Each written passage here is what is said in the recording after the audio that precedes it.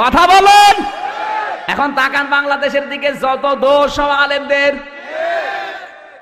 হুজুর যদি একটু জোরে যায় বলে দাওয়াত পেয়েছে, যদি একটু আস্তে যায় বলে কি খাওয়া খেয়েছে, তো করবে কি?